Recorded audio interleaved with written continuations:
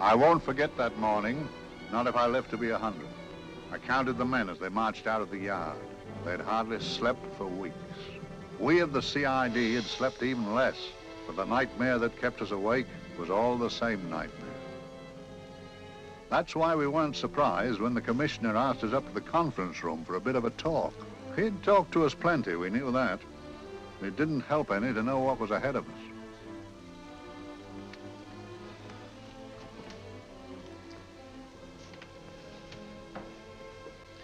Must we have that window open, Gregson? Oh, shut it if you want to. Chief will be in enough of a temper without having a ruddy blast down the back of his neck.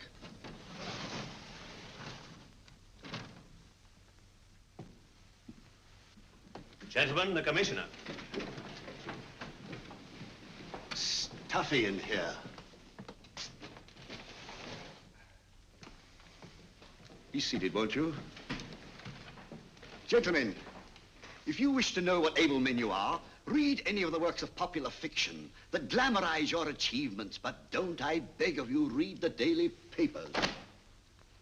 They might give you an inferiority complex. I hate to mention it, but we're confronted with a series of the most atrocious murders since Jack the Ripper. And in the meantime, the CID might as well be playing at shove-hake-me for all the good we've accomplished. Now look. Here, here, and here. Each of these red flags scattered through the city stands for a woman brutally murdered, a woman's terror, a woman's death agony. These are no ordinary crimes. These are the works of a fiend who kills first and mutilates afterwards. A ghoul who hacks off a part of his victim body and carries it away with him, a loathsome souvenir of his butchery. 3 women murdered so far, and you haven't turned in one clue. You haven't given me one lead. Here you sit and wait for news of a 4th victim, with your arms folded.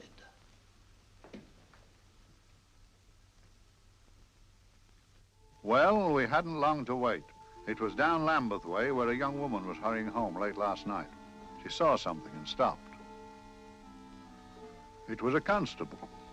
He spoke to her and he walked along with her, just in case. He saw her go down the stairway to the basement lodging where she lived. We can only surmise what happened after that.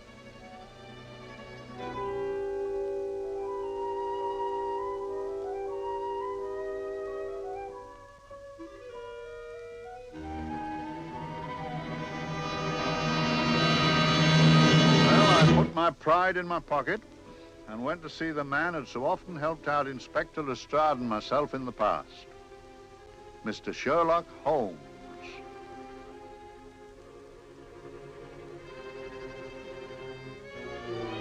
If ever a man needed help, I did.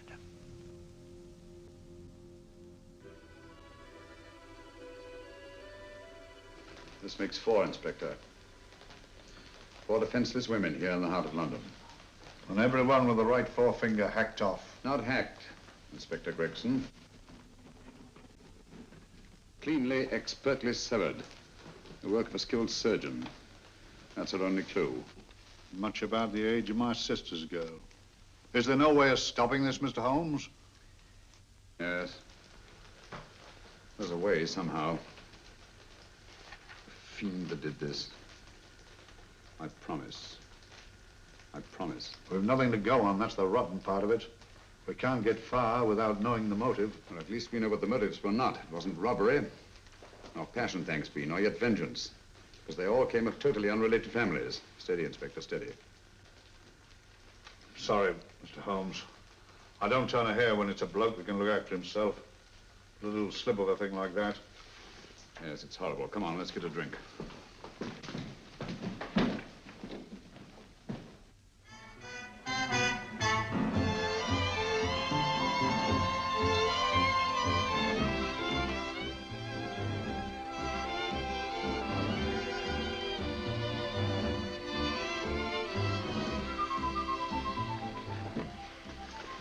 Good evening, Mr. Holmes. Good evening, Vincent. Whiskey and soda, please, and a double for my friend here, Inspector Gregson. Very good, sir. Make mine Irish. Decent of you to give me a hand with this thing, Mr. Holmes. Always a pleasure to be of help to Scotland Yard, Inspector. Little out of my line, looking for a maniac who murders just for the fun of it. Or perhaps just to get a human finger. In all 4 cases, the murderer risked capture by stopping to secure a finger. Wonder what for? Who knows? He's just a madman. Perhaps there's method in his madness.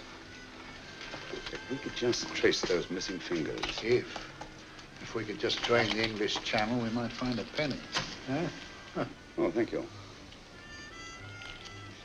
You may keep those, Mr. Holmes. Thank you.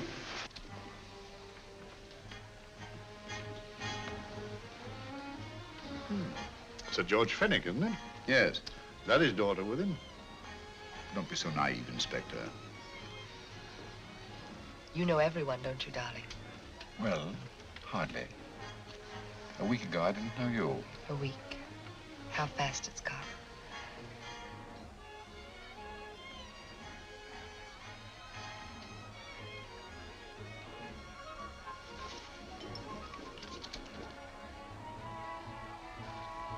I collect these things. How very quaint of you. Shall we go? Yes.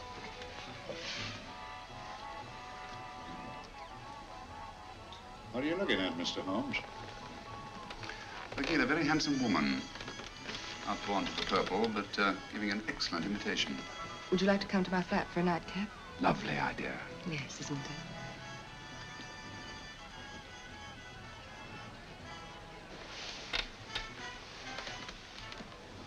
Wonder where she's taking Sir George Fenwick. Don't be so naive, Mr. Holmes.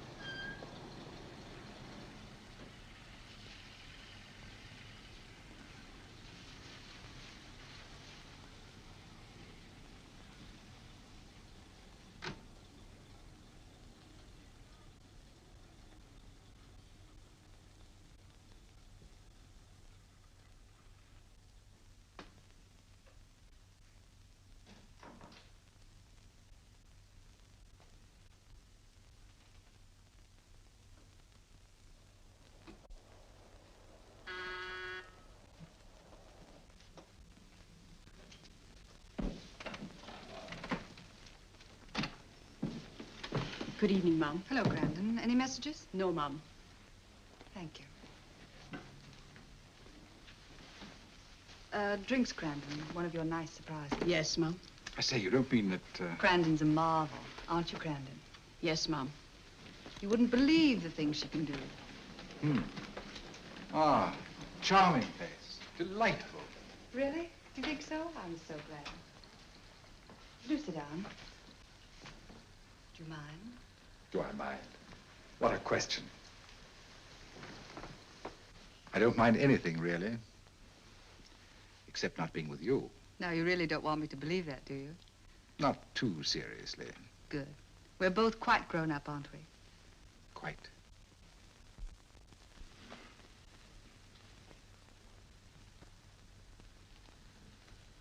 You're a treasure, Grandon.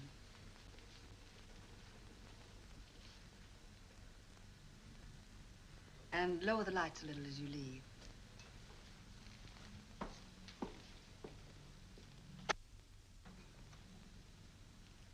I prefer a more flattering light. In any light, you'd be... Would I? And don't you know it? Perhaps I do.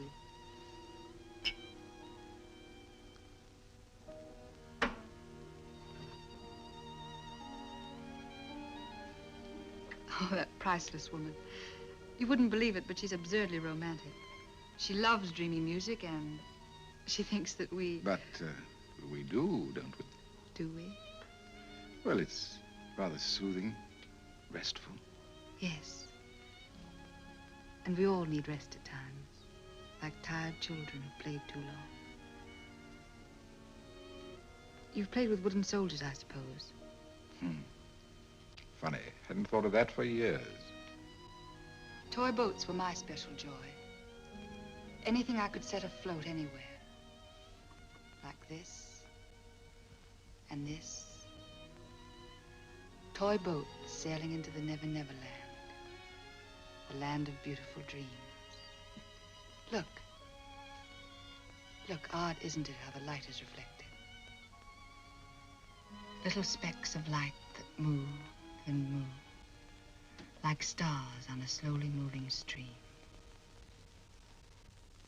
You know, Holmes, I'm very sensitive to atmosphere. No? Yes, I can tell by the feel of this room there's been a murder committed here. It may interest you to know, my dear fellow, it was the other side of that door at the foot of the stairs that the poor girl was murdered. If only I could find it. Find what?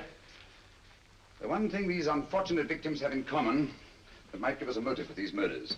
There must be something. Another Jack the Ripper, if you ask me, a homicidal maniac. No, Watson. In the case of Jack the Ripper, there was one thing in common. His victims were all from one walk of life, living in the same section of the city. In this case, the murderer chooses his victims from all walks of life and from different sections of the city. No, my dear fellow, this is not the work of a homicidal maniac.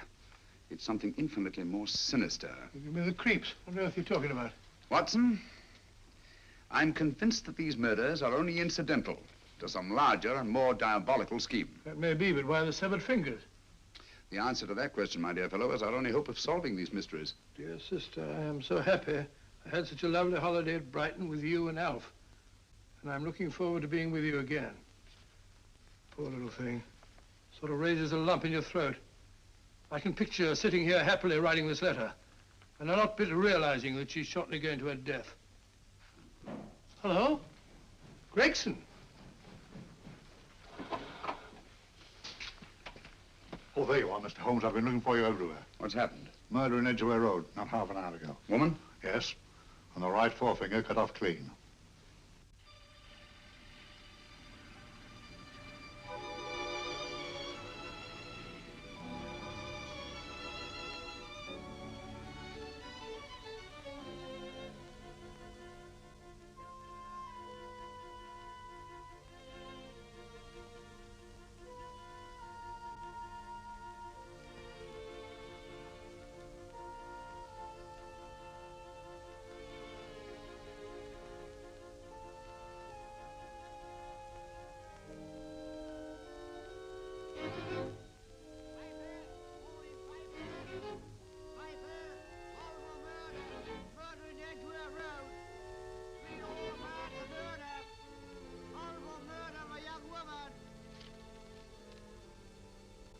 Piper!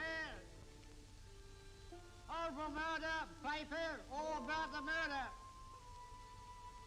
Morning, Piper! All about the murder! Piper! Horrible murder! Another young woman found murdered, Piper, sir! Horrible murder, Piper! Piper! Read all about it! Get your Piper! Murder in Edgware Road! Horrible finger murder. Shocking murder. Murder in Edgware Road. Horrible murder of a young woman. Read all about the murder.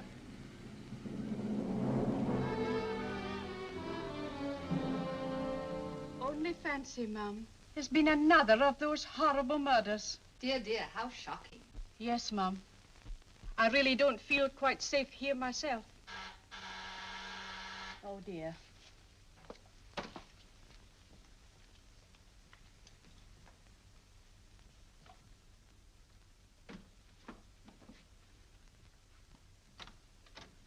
Why, Sir George! I must see Miss Marlowe at once. I don't know if she... I must see her. Where is she?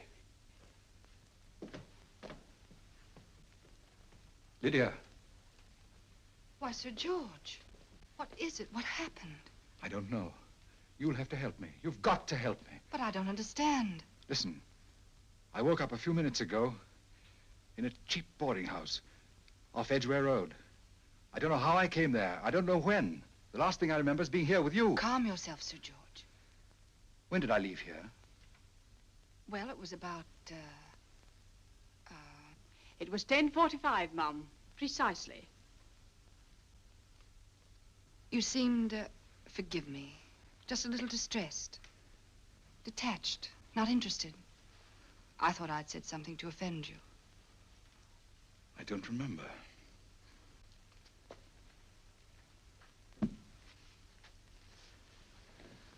I can't remember. Tell me, has this happened to you before? Before? Well, there is such a thing as amnesia, you know. If it was 10:45 when I left you, it was 9 this morning when I woke. Over 10 hours lost. 10 hours that I can't account for. And in my pocket when I woke, I found... Yeah, in my pocket. That isn't... Oh, it's not for you, of course. It can't be. Excuse me, Mum, but there's a man asking to see the gentleman. Send him away. Yes, Mum. No, please. I'll see him.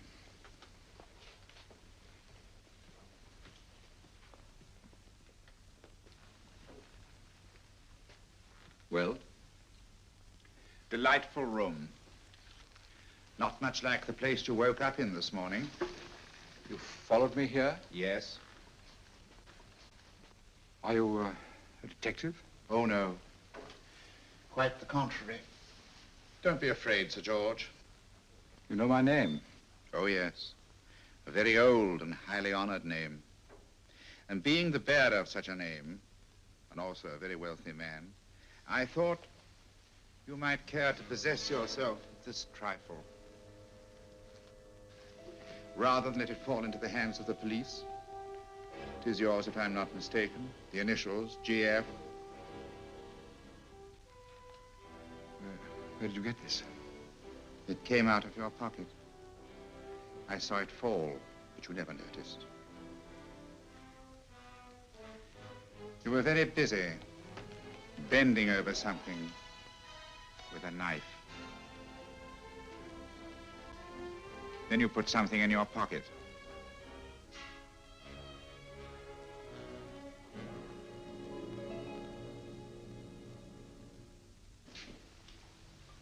Come along, Holmes, come along, come along.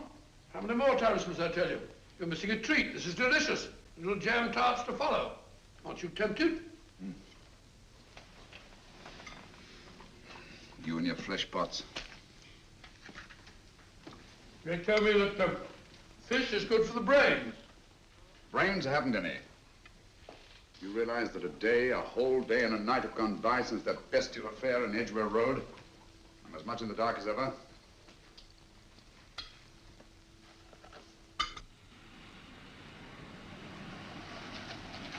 Hello, here comes a client, unless I'm very much mistaken.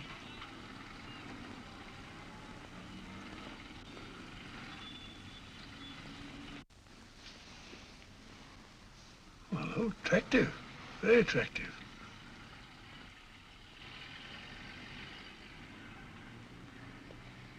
Obviously, she left home under the stress of some very great emotion. How do you know that? She isn't wearing any gloves. A startling omission on a young lady of fashion. No, she didn't put her coat on. Open car, too.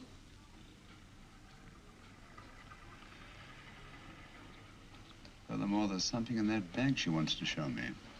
What makes you say that? The bag doesn't match her dress, indicating it was picked for size rather than style, to accommodate some bulky object. You amaze me, Holmes. What do you mention, my dear fellow?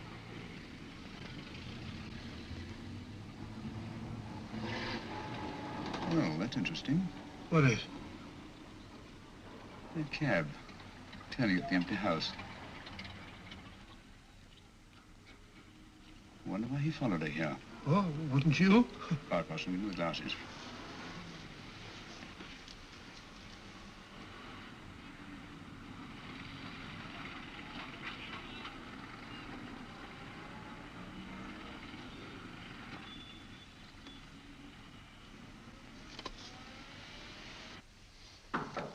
Well, we shall soon know. Yes, Mrs. Hudson? It's a young lady, sir. Most urgent. Ask her to come in. Go right in, miss. Mr. Holmes? Yes, this is my friend, Dr. Watson. How do you do? How do you do? Mr. Holmes, you must excuse me, please. Yes, well, won't you sit down? Come along. May I? It's quite all right. Thank you.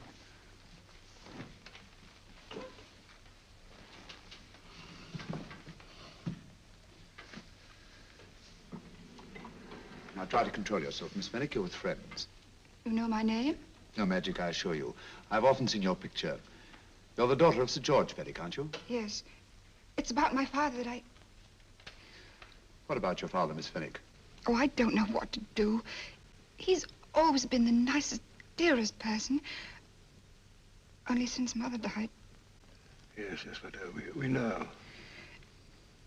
So I didn't think anything of it when he was away all night before last. But he didn't come home until yesterday at tea time. Didn't come in for dinner at all. Just paced up and down in the library hour after hour. I begged him to let me in, but he wouldn't. Steady, steady.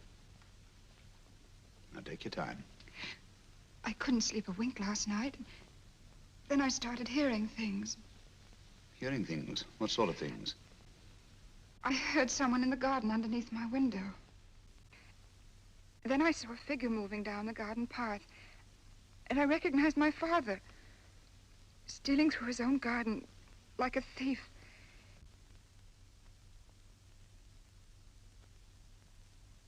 He had a spade in his hand.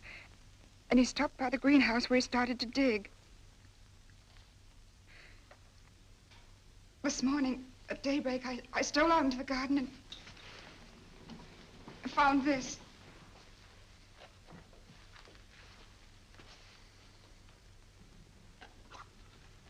A finger. A human finger. Bring up Scotland Yard, will you, Watson? Ask them to get hold of Inspector Gregson and tell him to meet us at once at George Fenwick's house, Kingston. Operator, get me Scotland Yard quick. Where's my father, Norris? He's still in the library, miss. Thank you. We'll see him right away. Will you come with me, please? Thank you. I got your message, Mr. Holmes. Yes, indeed. Dad, may I come in? Dad. That's funny. He doesn't answer. Do you mind? Please do. Thank you. Watson, quick. Oh, Come along, no, my dear. no, no. Take charge, Miss Fenwick, please. Sorry, sir. Now, miss, please. Please come along with me.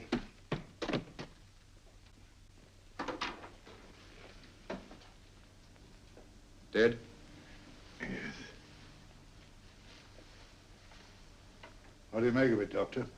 Shot in the back between the second and third ribs. The bullet undoubtedly had penetrated the heart. Look at the powder marks on his coat. I was afraid of this. What do you mean? Don't you remember the man in the cab who followed Miss Fenwick to Baker Street? Well, you don't think he had anything to do with it, do I you? think it's reasonable to assume that he tipped off someone that I'd been sent for. Sir George has obviously been murdered to keep him from telling me what he knew. What was the weapon used? Small caliber revolver, point blank range by the look of the wound. The murderer came in through those French windows. The mud from the garden he brought in on his boots. Sir George must have surprised the intruder. Crossed the room to him here. What follows, we can't tell. But from the location of the wound, I'd say that he turned his back for a moment, and as he turned, the muzzle of the revolver was placed between his ribs and one muffled shot fired. And you mean to say he kept on going, even after he was shot? There's no doubt about it. Look there. The trail of blood leads us back to the desk. Something Sir George was after. Something. I know. He was trying to summon help, poor chap. I don't think so, Watson. There's the bell pull by the fireplace. No, you'll notice from the trail of blood that Sir George made straight for this desk here. I wonder, there was something he was desperately anxious to get. Hello. His right hand's clenched. That's perfectly natural. Death agony. The left hand lies open. Why only one hand clenched in the death agony? The right hand, the hand nearest the desk. Please note that. If Sir George took something off this desk, something so important that he spilled his last drop of blood to get it, I want to know what it is.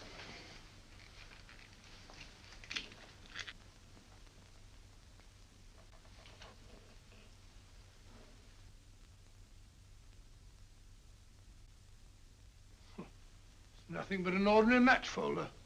Where does that lead us? I imagine to something very important, Gregson. This match folder's from Pembroke House. Why shouldn't it be? He was there, you know. We saw him yesterday. Yes, but the effort he made after he was shot to get hold of this match folder. It's just possible he wanted someone to remember Pembroke House.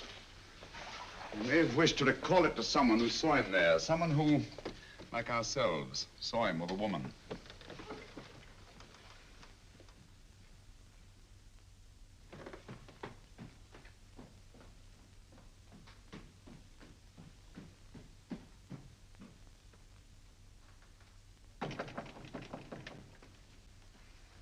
Come in. Oh, Dr. Watson, this came by hand for Mr. Holmes not 10 minutes ago. Thank you, Mrs. Hudson. That would be the report from Mr. George's bank.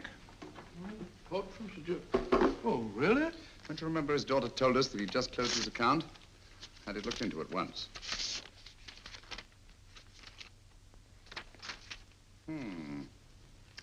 He drew out his entire balance in cash, nearly £10,000, yesterday, just after that young woman was murdered.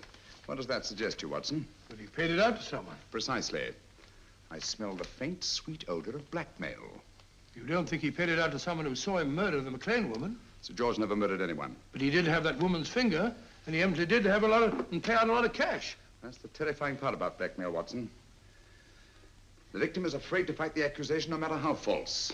Once the accusation is made, his name is smeared, and sometimes his life is ruined.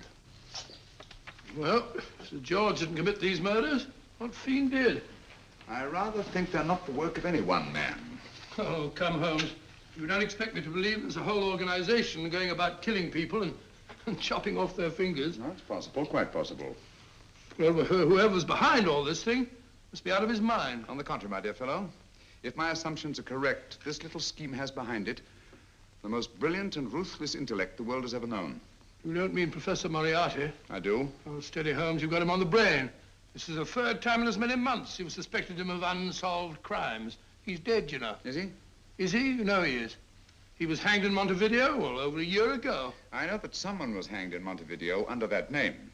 But I'll stake my reputation that Moriarty is alive and here, now in London. Hello? Yes, Dr. Watson, wait a minute. You me? Oh, yes? This is Dr. Watson speaking. No, I'm afraid I've retired. I don't practice anymore. What? Oh, that's a different thing. An emergency case. Well, just a minute. Yes? Yes, well, see that she's not moved. Remember that? Don't touch her till I get there. Fractured case in McCardle's Mews. Heavy woman. 14 stone. Look at it. 14 stone. Just the sort of person who would hoist herself up on a stool to feed the canary. There ought to be a law against fat people keeping little dicky birds. Well, so long, old man. I shan't be very long. Haven't used that bag since I brought little Amelia. What's her name in the world? She grew up to be a very unattractive child. Well, who wouldn't with a name like Amelia? Oh, Amelia. Amelia.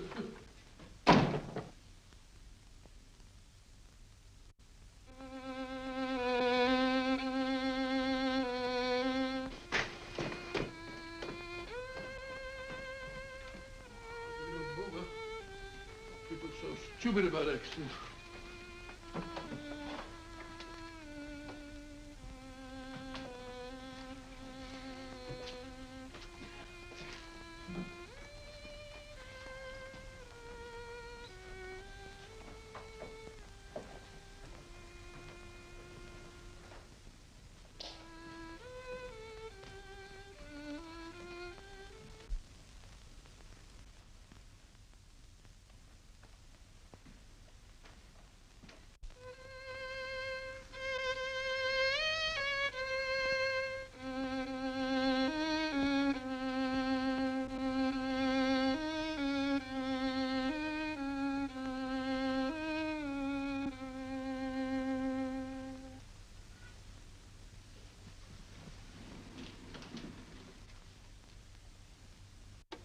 Oh, Professor Moriarty.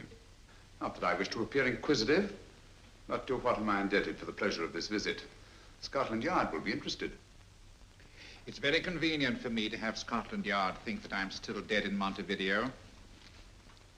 I never dreamed of fooling you. Thank you. The thought occurs to me, Mr. Holmes, that there are some advantages in living within the law. You're very comfortably fixed here, aren't you? As I get on in life, the little comforts appeal to me more and more. Oh, I beg your pardon. Won't you sit down? Thank you.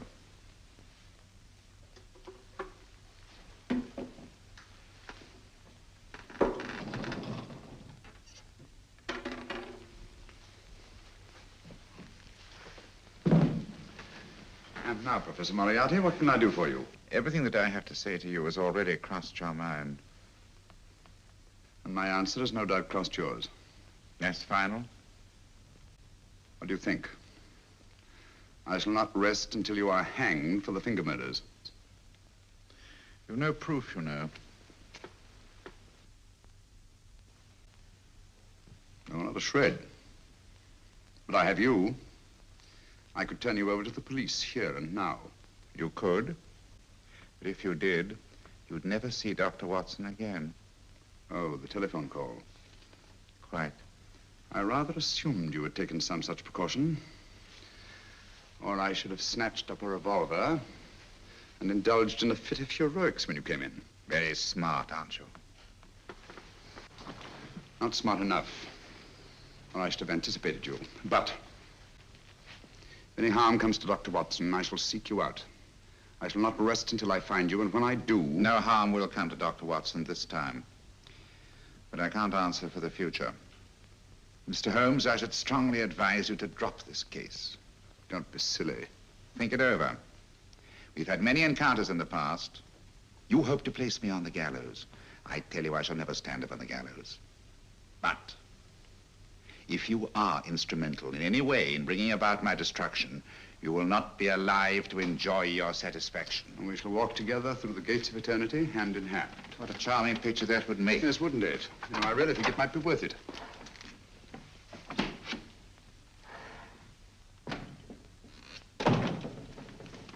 Shoelaces, Governor? Tuppence a pair.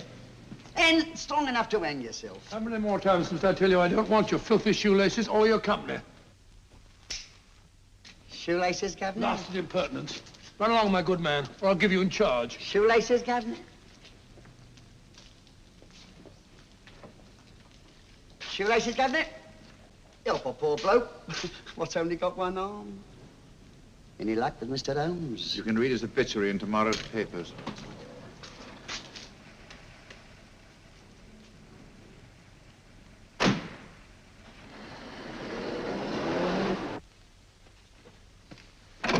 Oh, there you are, Watson. Come in. I was, just going out to look for you. Look for me what for? Suppose you don't think I know my way about. Well, you're right, I don't. Blast all practical jokers anyhow. Know where I've been? On a wild goose chase. Exactly. There's no such number in McCardle's Muse. Some fool's idea of a joke. Did you see anyone? No, nobody especially. Only a whining old idiot selling bootlaces. Persistent beggar, wasn't he? Stuck to you like grim death. Huh? How do you know? And finally left you for someone who looked like better pickings. Someone, my dear Watson, was Professor Moriarty himself. What? He's just called on me. Moriarty here and you let him go? But you must be out of your mind. Why? Well, he bluffed me into believing that he was holding a friend of mine as hostage. Friend of yours who? Oh, nobody very important, just a fat, lazy fellow. Medical man, I believe. Medical man? Do I know him? Yes, I think you do. A fellow by the name of Watson. Watson, never heard. Who, me? I'm afraid so, old fellow. Your street hawker's job was to do away with you in a certain contingency. And you let Moriarty go? Because of me? I had no choice. I can't afford to lose you, old fellow. Well, it's very decent of the old chap, I must say, but... I wish you'd nabbed him. We shall, never fear. I know the motive for the finger murders. All I have to find out now is the method used with the blackmail victims. Method? Yes. How does Moriarty get them to the scene of the crime? How does he plant those severed fingers on them? And how does he scare them into believing that they may have committed those atrocious murders themselves? Curious.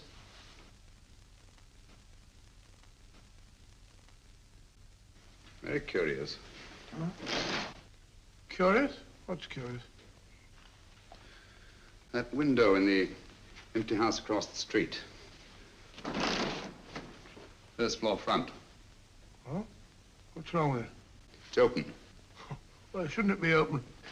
Well, it wasn't open half an hour ago. I'll stake my life on that. Well, it's not our business. Let it stay open. I wondered if you'd go over, old fellow, and see what's the matter. Oh, trespassing. It's against the law. Very well, I'll go myself. Oh, well, if you're going to put it like that, ridiculous waste of time. Going about shutting windows at this hour of the night. Yeah, you better take this torch. Well, take what? Dignified job for a doctor. Dr. Watson, the torchbearer. And what do you propose to do? Sit in a comfortable chair, I suppose, and read a good book? That's a very good idea. Yes, very good idea. While I play night watchman, you have a nice read. Mm-hmm. Good night. Have a good time. Have a good time? What do you mean, have a good time?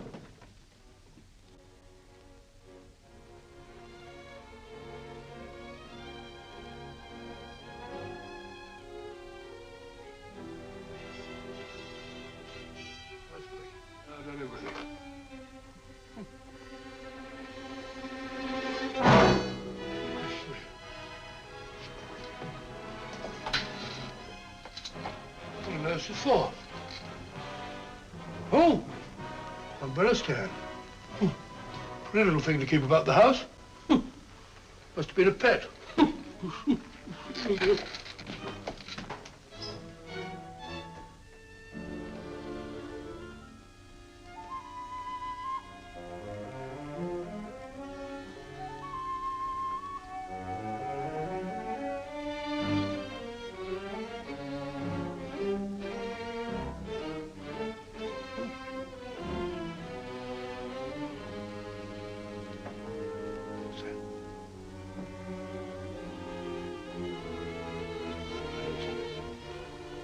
Rat rubber. This must be the door.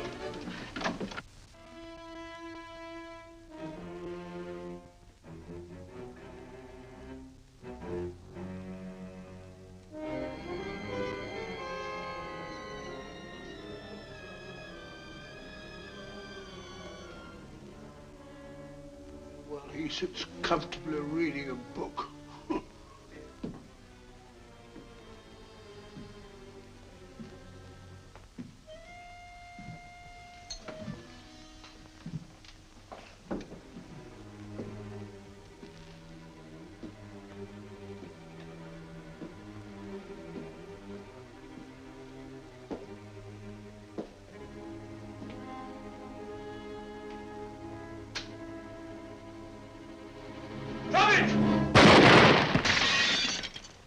He killed Holmes! He killed Sherlock! Watson. You? But I saw him shoot you a second ago. Not me, my dear fellow. Merely the bust of Julius Caesar. Incidentally, you may have noticed that all through the ages, prominent men have prominent noses. Oh, I'm afraid we're in for terrible trouble again with Mrs. Hudson. Windows smashed, plaster all over the floor. Get up, you.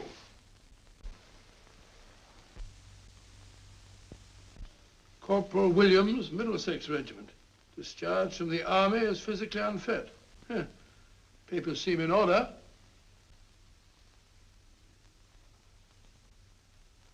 Now, Corporal Williams, you've seen service in the Far East, haven't you? The East? I thought so. Look at his complexion, Watson. Yellow as saffron. He's been taking atabrine. Cure for malaria. Sniper, aren't you?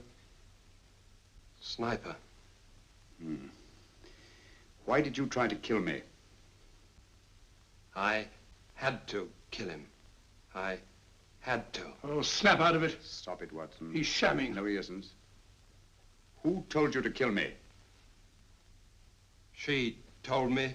She told you? She told me I couldn't miss. Well, luckily you did miss, you murderer. He isn't a murderer, Watson. Listen, Corporal Williams. She told you you had to do it, didn't she? I had to do it. I've got it, Watson, I've got it. Got what? The method used in the finger murders. Well, what is it? Hypnotism, my dear fellow, hypnotism. And it wasn't against his nature, that's the devilish part of it. They picked a man for their purpose whose job was sniping. Who are they? Professor Moriarty and his finger murderers. Williams spoke of a woman. I think you'll find that she asked him home tonight for a drink. Nice quiet rooms, soft lights, music. You've got it all pat, Mr. Holmes. What's the lady look like? Up 30, nice figure, blonde, lustrous eyes. Oh, really? Got a phone number? Oh, so? Williams will give us her address. Look after him, Gregson. Don't let anyone come near him. He's our key witness in the finger murders. Well, I hope you're guessing right, Mr. Holmes.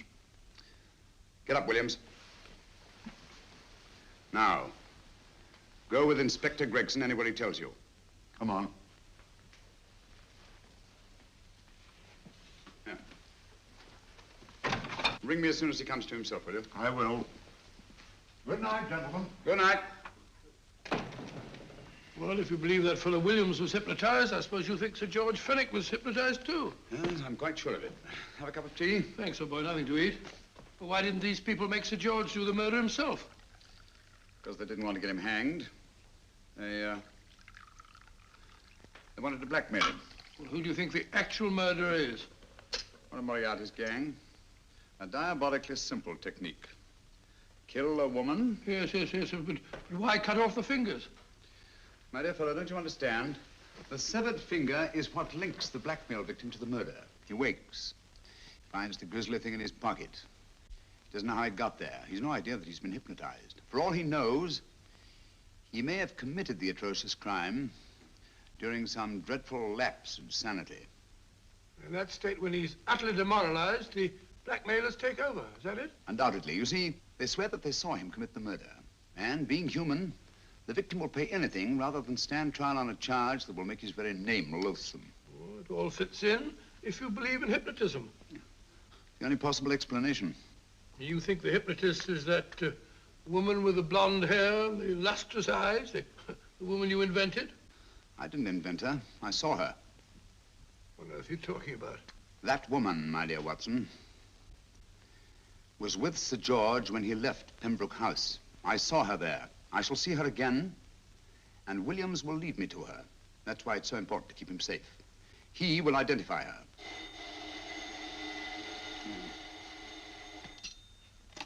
Hello? Yes? Inspector Gregson? What? Well, get every constable in the district. Yes, I'll be over at once. What's happened, Holmes? Williams is missing. Great Scott! Come on.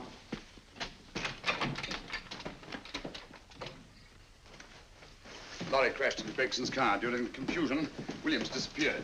Escaped, eh? No, kidnapped. To keep him from talking when he came to. You don't think that Moriarty... With Moriarty? Anything is possible.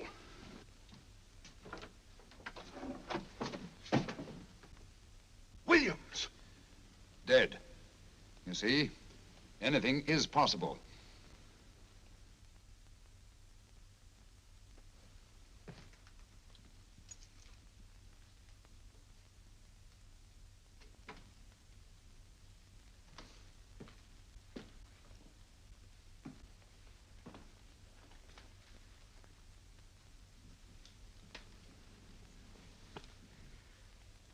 Oh, good morning, Professor Moriarty. You startled me. I'm dressing another dolly, a dear little nurse. Is there anything wrong with your finger? Just a splinter. Nasty thing, splinters. Most trying. One can't be too careful, but I'll get it out for you. I have the very instrument to help you. Sharp enough to split a hair. Put those tools away until they're needed. But they're not tools, sir. They're instruments. Put them away. Is Lydia in? Yes. But really, you should let me. Get dressed. Holmes and Watson just left Baker Street for the Mesmer Club. Mesmer Club?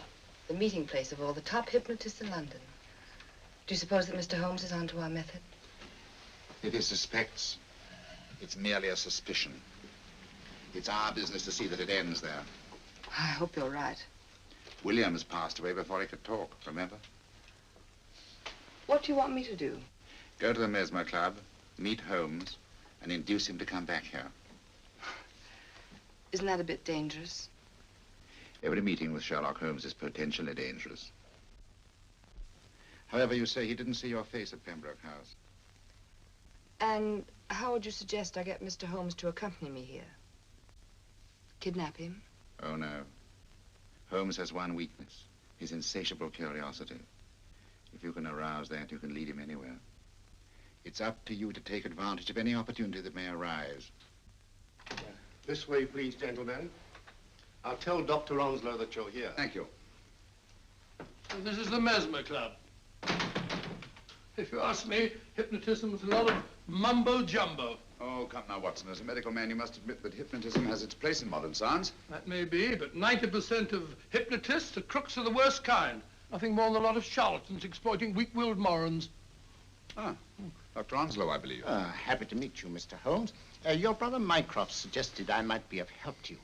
He's a valued member of our little group of charlatans and crooks. Oh, beg your pardon, sir. I didn't know you were listening. Behind the curtain. My friend, Dr. Watson. Oh, delighted. How do you do? I wonder now. You see, we're in the midst of a little experimental session at this very moment. If you'd care to join us. Oh, certainly, certainly. That'd be very instructive. Oh, well, will you follow me? Thank you. In treating his patients. But today, the therapeutic value of hypnotism, as we now call it, is conceded by innumerable physicians. Especially is it of value in surgical cases where the administration of local or of general anesthetic is inadvisable. Inadvisable poppycock. Oh, sorry. For the sake of latecomers, I may say that I have placed this subject under profound hypnosis. In this condition, he can feel no pain, even under applications which normally would be excruciating. Excruciating? You excuse me, please. Carter, you are having a peaceful sleep. You feel nothing. Your arms and your hands are without sensation. Mowbray, the long needle.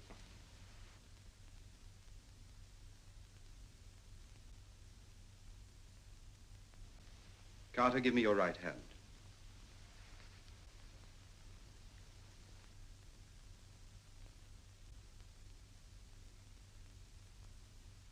As you observe, the needle has been thrust completely through the subject's hand. No feeling, no pain. This lack of feeling is the one infallible test of profound hypnosis. Nonsense. Fellow's full of drugs. Oh, isn't he? Definitely not, Doctor. Wake up, Carter, wake up. You feel well and rested, remember. No pain anywhere. Wake up, wake up.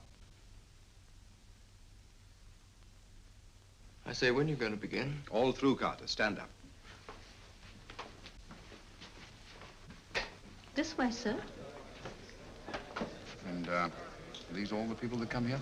Oh, no. Others keep dropping in all the time. I suppose it's all right for those who believe in it, but of course, I'm a professional man myself.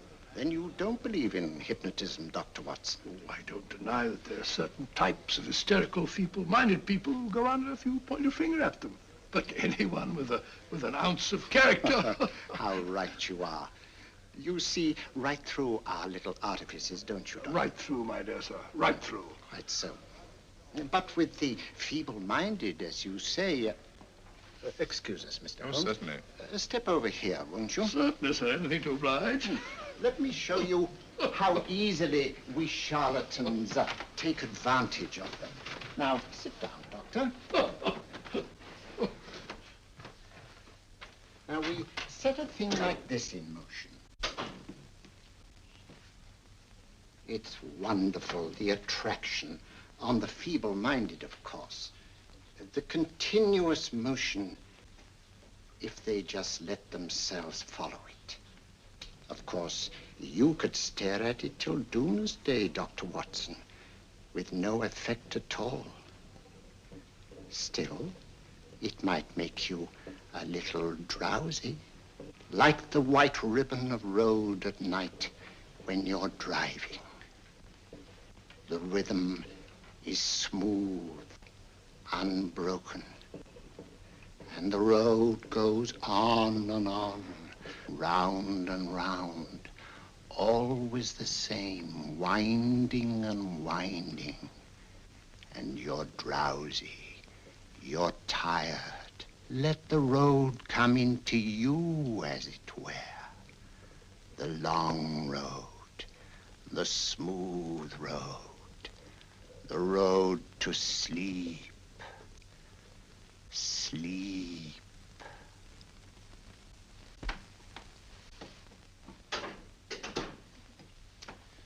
Open your eyes. Stand up.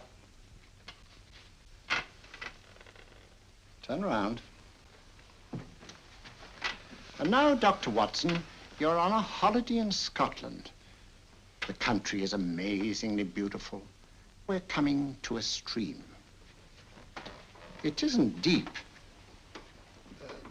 Better take your shoes and socks off.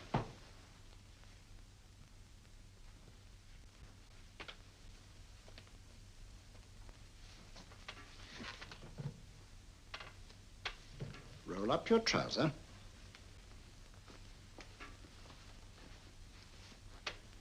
That will do. The other leg is waterproof. Turn around. Mind the pedals.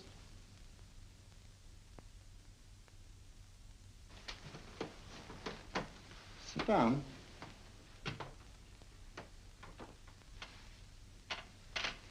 Wake up now.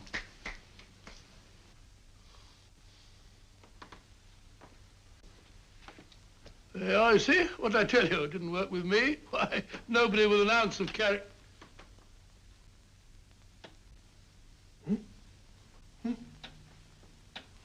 I think you'll need these.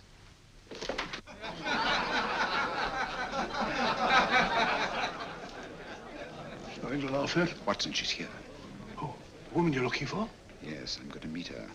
Perhaps I can induce her to take me to Moriarty. Do you think it's wise, Holmes? May not be wise, but it's essential. After all, I've held me on with Moriarty in the past. But isn't it dangerous? She might be a hypnotist. If my will isn't stronger than hers, I deserve to be hypnotized. I feel I must protest, Dr. Onslow. I was told this was a gathering of serious students of a great science, and I find myself in a company of buffoons. Oh, my dear madam. Elliots and Esdale Braid. Were those men martyrs for the truth, that you may laugh over your childish, cruel tricks? I must say I'm in complete agreement with you, madam. This was most unnecessary performance, Dr. Onslow. Beg your pardon, sir.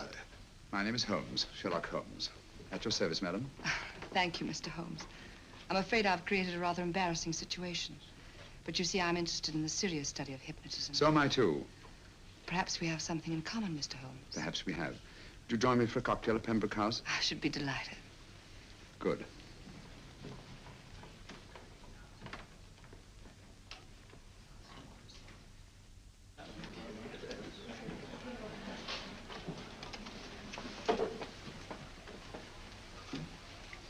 Thank you. I didn't know there was such a pleasant place in London. It was so nice of you to suggest our coming here. I thought a little pick-me-up would do us good. You mean you thought I looked... I like the way you look. Thank you.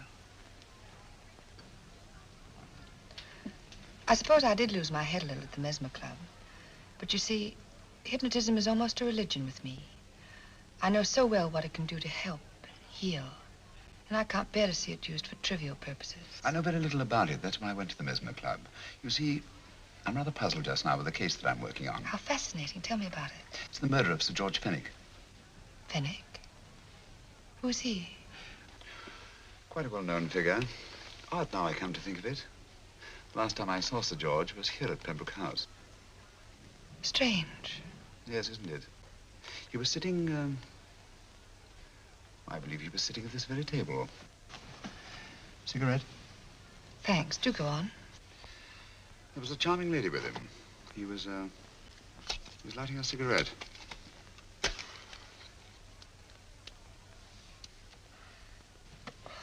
Charming. Did you see her face? No worse luck.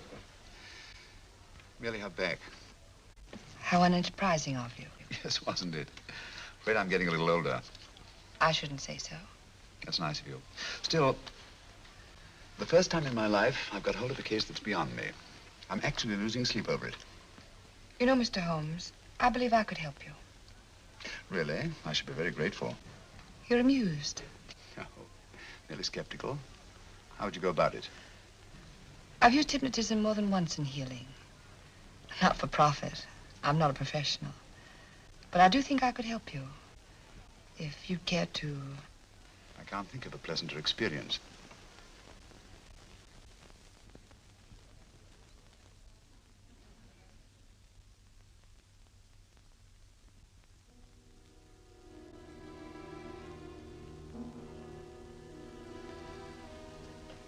Low lights, music, is that all there is to it? You must relax, Mr. Holmes. I'm afraid you're a rather difficult subject. So I thought perhaps a little help. Materia medica might be advisable. Drugs?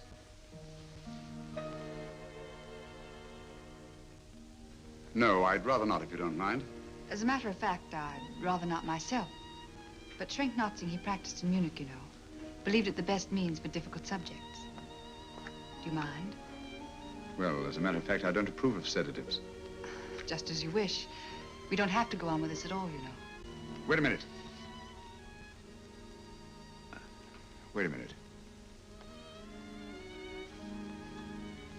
All right. I'll take a chance. It's really quite harmless. What is it? Cannabis japonica, an oriental soporific. You'll need water.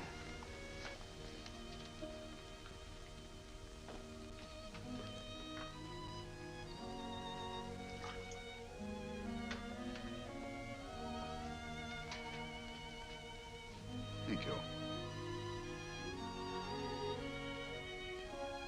Now sit down, Mr.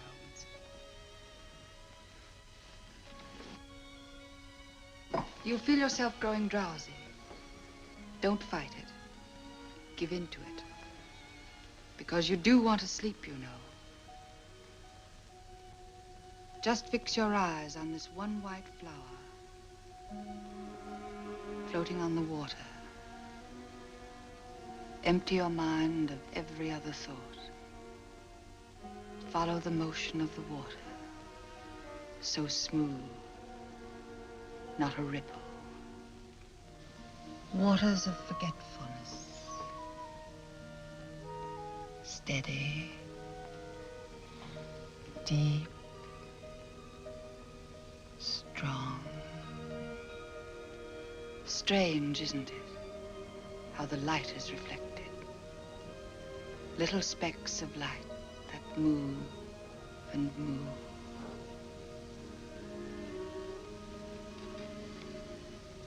It's restful here.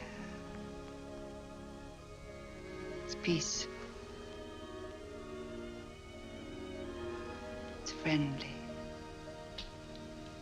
And you're very close to finding what you're looking for. You'll find them soon now. The guilty ones. When you're rested, gentle waters closing over you. Steady, deep, strong. Drawing you down, down, down.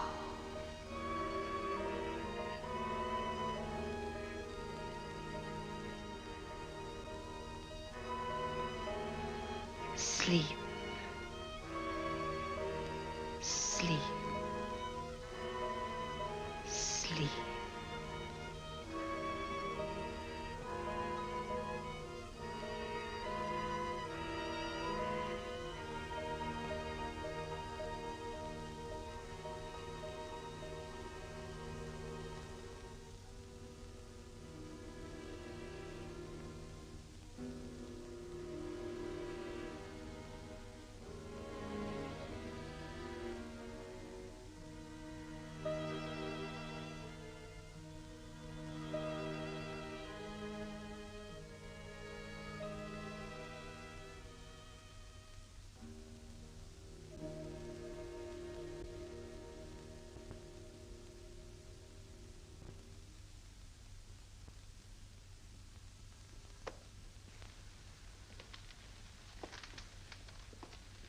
Here he is, Professor Moriarty.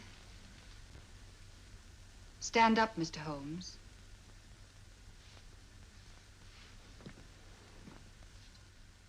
Open your eyes. Face this way. Are you satisfied? We are dealing with a clever man. He may be shamming.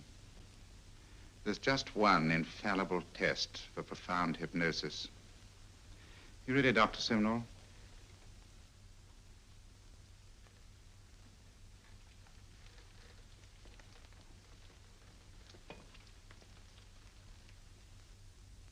That will do, Doctor.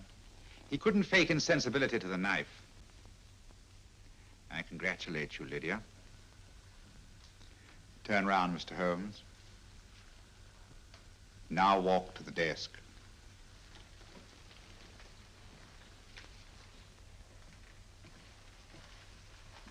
Sit down. Take that pen and write what I tell you to write. I have at last found a case which I cannot solve.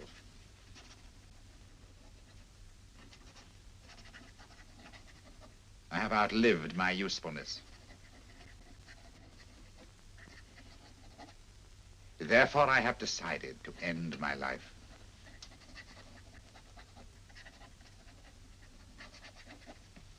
Sign your name. Now blot it.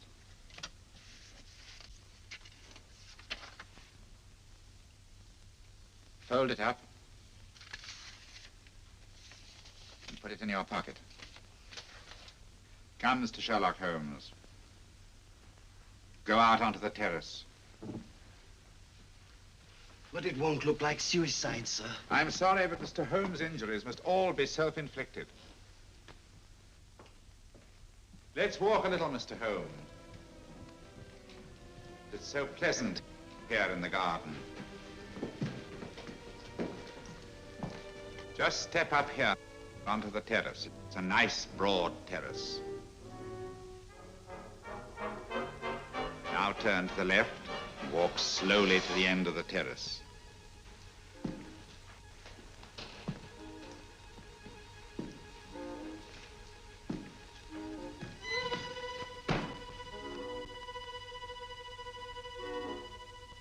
Don't stop. You must walk to the end, you know.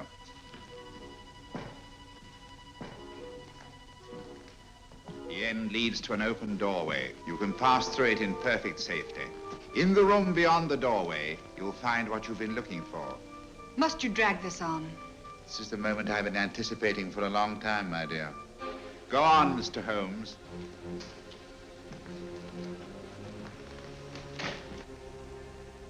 Through the open doorway, you will find the man responsible for the finger murders and the death of Sir George Fenning. Professor Moriarty. Holmes! Stand still. What a beautiful view, Watson. I'm quite enjoying it. No, you're not. You're hypnotized. You're under a spell. Stand still. Don't move. Steady, Holmes. Steady does it. Stand perfectly still where you are. Nonsense, Watson. You don't know what you're doing. Of course I know what I'm doing. You mean you're not hypnotized? Certainly not. Then get off the wall, you idiot. Oh, look out! Holmes! Dear fellow. What were you doing up there? Holding the fort until you arrived. What kept you? Well, I ran into a spot of trouble on my way to Scotland Yard. I was arrested for exceeding the speed limit. Your luck seems to hold, Mr. Holmes. I'd hardly call it luck, Professor. You see, I substituted a drug of my own for the one that this dear lady pressed on me. You are clever, aren't you? A drug that, although it leaves the subject conscious, renders him quite insensitive to pain. That accounted for my lack of reaction to Dr. Simnel's knife. Well, Gregson, quite an impressive haul. Even Inspector Lestrade himself couldn't have done any better. Thanks, Mr. Holmes. Take him away. All right, put her in the van. I was right, Mr. Holmes. You are a difficult subject. Thank you. And now, Professor, our score is settled.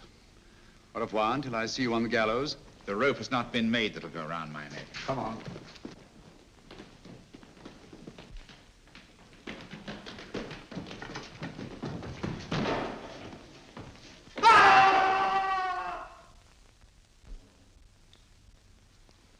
take care of things, Mr. Holmes. Thank you, Inspector. Come on. An evil man, Holmes, but what a horrible death. Better than he deserved. What are you thinking of? I'm thinking of all the women who can come and go in safety in the streets of London tonight. The stars keep watch in their heavens. And in our own little way, we too, old friend, are privileged to watch over our city.